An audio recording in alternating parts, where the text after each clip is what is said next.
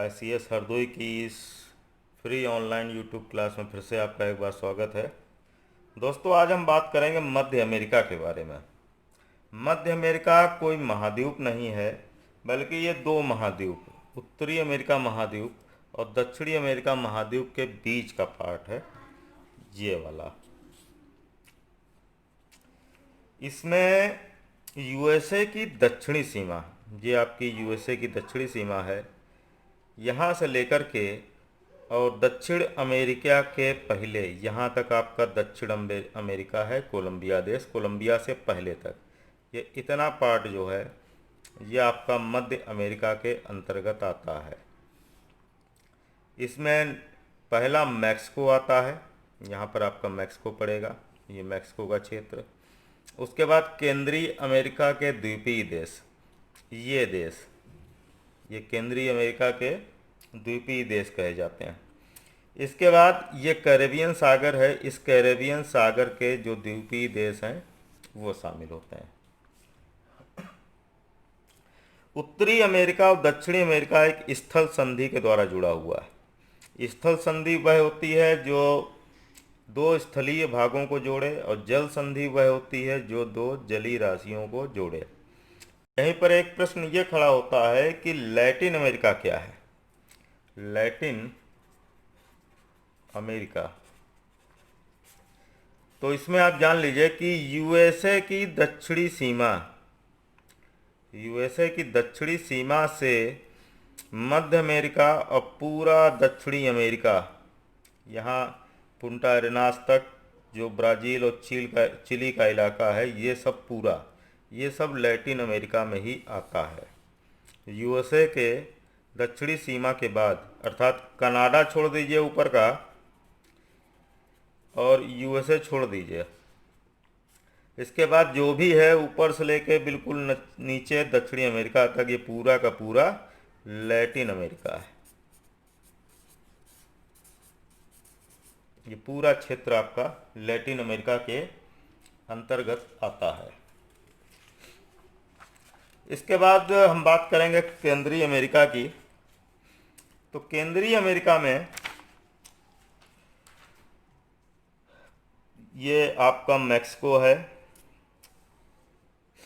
Mexico, Guatemala, Belize, Honduras, El Salvador, Nicaragua, Costa Rica और Panama. अब हमें ये देखना है कि एक तरफ आपका प्रशांत महासागर है और एक तरफ आपका अटलांटिक महासागर है। एक प्रश्न यहाँ से बनता है कि कौन से देश दोनों महासागरों से सीमा बनाते हैं और कौन से देश इनमें से एक के साथ सीमा बनाता है। तो पहला देश है ग्वाटेमाला। तो पहला देश है ग्वाटेमाला, और ये ग्वाटेमाला जो है प्रशांत, ये इधर आपका प्रशांत महासागर, और यहाँ पर देखिए ये इधर है आपका अटलांटिक महासागर। अटलांटिक महासागर का ही पार्ट है कैरेबियन सागर, ये दोनों से सीमा बनाता है। इसके बाद होंडुरास, ये भी देखिए यहाँ पर प्रशांत से और इस क्षेत्र में पूरा अटलांटिक से जुड़ा हुआ है। इसके बाद कोस्टा रिका, कोस्टा रिका ये अटलांटिक महासागर से इधर प्रशांत महासागर दोनों से सीमा बनाता है। इसके बाद निकारागुआ अटलांटिक से भी जुड़ा है, उधर प्रशांत से भी जुड़ा है। इसके बाद पनामा, ये भी अटलांटिक और प्रशांत दोनों से जुड़ा है। इसमें एल सल्वाडोर, ये है एल सल्वाडोर, ये केवल और केवल प्रशांत से जुड़ा है। और बेलीज, ये बेलीज देश है, बेलीज केवल और केवल अटलांटिक महासागर से जुड़ा है। मैक्सिको आपका प्रशांत और अटलांटिक दोनों से जुड़ा हुआ है। निकारागुआ में दो झीलें हैं, ये झील है मानागुआ और ये वाली बड़ी झील है निकारागुआ झील। दो झीलें निकारागुआ देश में है, एक मानागुआ झील और दूसरी निकारागुआ झील। और इसके बाद यहाँ पे कुछ हम खास देशों की बात कर लेते हैं, बहुत विस्तृत नहीं जानना है, ना ही सारे देशों के बारे में जानना है। पहला देश आता है मैक्सिको, ये मैक्सिको है, इसकी राजधानी मैक्सिको सिटी है, यहाँ पे स्पेनिश भाषा बोली जाती है। ये देश चांदी, गंधक और फ्लोराइड के उत्पादन के लिए जाना जाता है। यहाँ पर एक खान है ची हुआ हुआ खान, ये आपकी ची हुआ हुआ खान है, ये पूरे विश्व में चांदी के सबसे ज़्यादा उत्पादन करने वाली खानों में से एक है। और ये मैक्सिको सिटी जो है ये विश्व के सबसे प्रदूषित शहरों में से एक है। यहाँ पर प्रदूषण का सबसे बड़ा कारण ये है कि ये देखिए यहाँ पर दोनों तरफ पहाड़ियाँ हैं और एक तरीके से चारों तरफ पहाड़ियों से घिरा है और बीच में शहर है। यहाँ पर जो भी प्रदूषित हवाएं हैं वो इन पहाड़ियों को इतनी जल्दी से नांग नहीं पाती हैं, इसीलिए ये अत्यधिक प्रदूषित शहर हो गया है। इसके बाद हम आते हैं होंडुरास पे। ये आपका होंडुरास है। होंडुरास की राजधानी है तगोसिगल्पा डीसी। यहाँ भाषा स्पेनिश है। ये केला और कॉफ़ी के लिए जाना जाता है। ये इस क्षेत्र का सबसे निर्धन देश आता है। इसके बाद निकारागुआ। निकारागुआ की राजधानी है मानागुआ। यहाँ पर स्पेनिश और इंग्लिश दोनों भाषाएं बोली जाती हैं। ये केंद्रीय अमेरिका का क्षेत्रफल में सबसे बड़ा देश है, परंतु जनसंख्या में ये सबसे छोटा देश है। यहाँ पर कपास, कॉफ़ी, गन्ना तीनों का उत्पादन होता है। इसके बाद आपका आता है कोस्टा रिका। कोस्टा रिका की राजधानी है सैन जोस। भाषा यहाँ पे स्पेनिश है। ये कॉफ़ी के उत्पादन के लिए जाना जाता है। इसके बाद पनामा। पनामा की राजधानी पनामा सिटी है।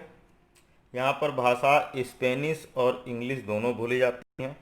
ये पनामा एक स्थल संधि है जो उत्तरी अमेरिका और दक्षिणी अमेरिका को जोड़ती है।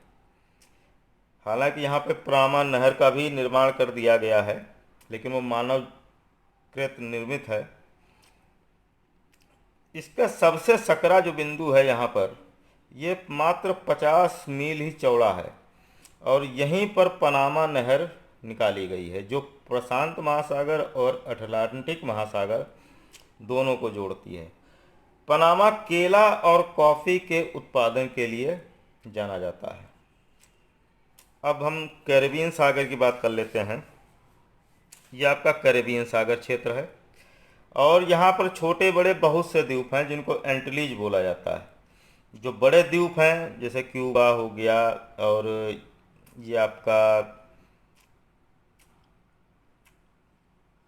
हिस्पेनियोला हो गया, ये सब ग्रेटर एंटिलीज के अंतर्गत आते हैं और छोटे छोटे द्वीप ये लेसर एंटिलीज के अंतर्गत आते हैं।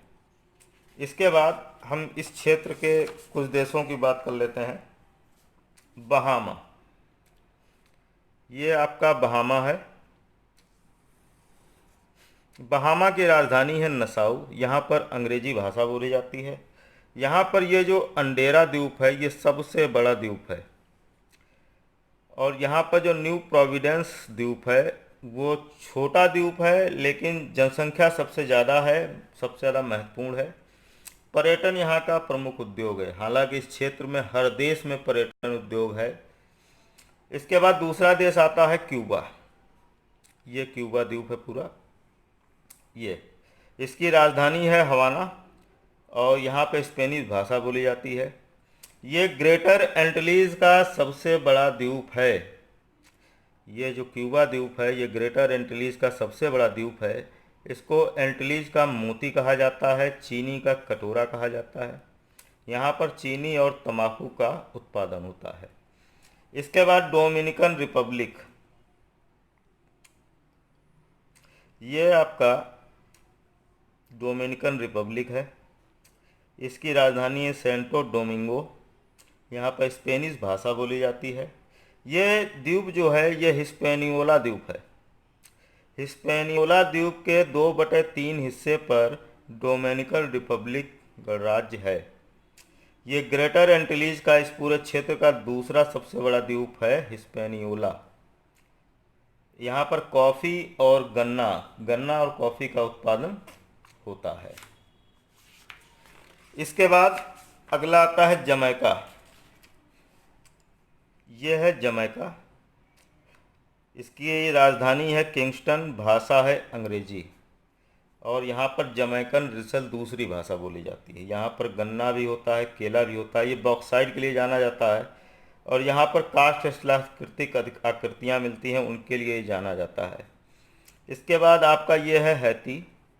हैती की राजधानी है पोर्ट ओ प्रिंस। यहाँ पर भाषा फ्रेंच और क्रियोले दो भाषाएं बोली जाती हैं।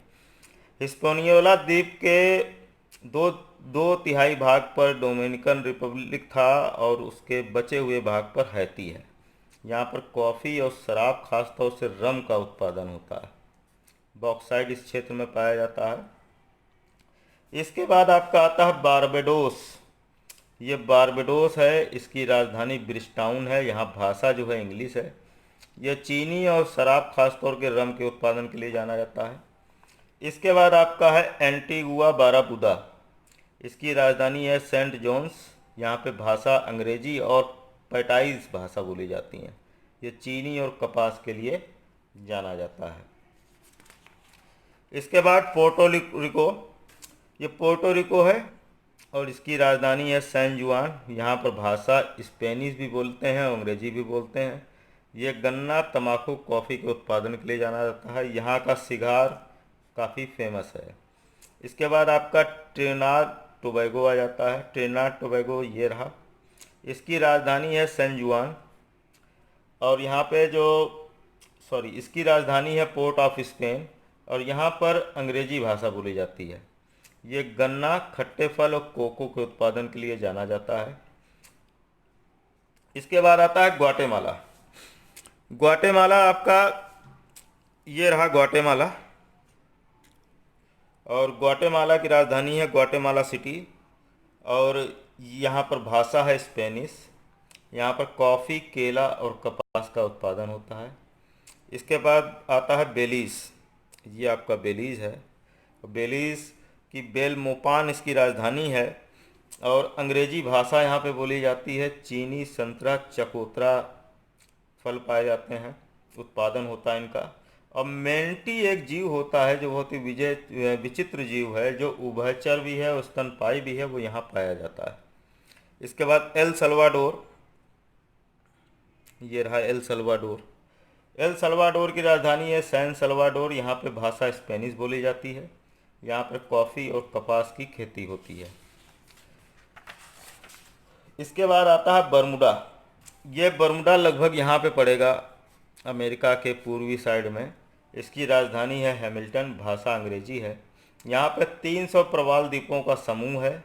यहाँ पे सब्जियाँ मुख्य रूप से उगाई जाती हैं। यहाँ पे फूल का उत्पादन होता है, विशेष रूप से ईस्टर लिली का।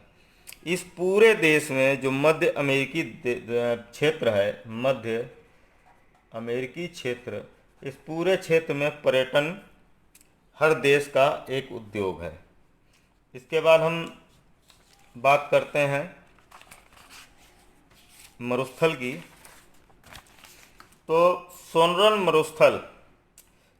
मरुस्थल ये मैक्सिको के उत्तर पश्चिमी भाग में फैला हुआ है। सोनरन मरुस्थल ये गर्म मरुस्थल है।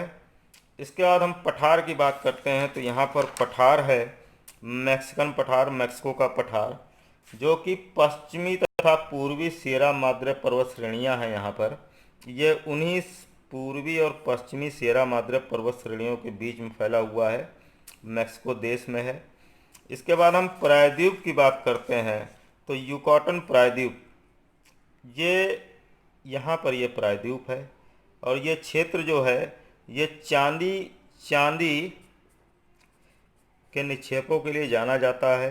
जो इतिहास में हम पढ़ते हैं माया सभ्यता, विश्व की प्रमुख सभ्यताओं में से एक बहुत ही उन्नत सभ्यता, वो इसी क्षेत्र में माया सभ्यता पनपी थी। इसके बाद हम कुछ ज्वालामुखी की बात कर लेते हैं। इराजू ज्वालामुखी, ये आपका इराजू ज्वालामुखी है जो कोस्टारिका में है। पोपोकैटपिटल ये मैक्सिको में है। माउंट पीस ये वेस्ट इंडीज में आता है। इराजू कोस्टारिका में है। पोपोकैटपिटल मैक्सिको में है। माउंट पीस वेस्ट इंडीज में है, जो कि सक्रिय ज्वालामुखी है। दोस्तों, मध्य अमेरिका के लिए इतना ही। और यदि किसी भी तरीके की समस्या आती है तो आप हमारे दिए गए फ़ोन नंबर पर सीधे कांटेक्ट कर सकते हैं या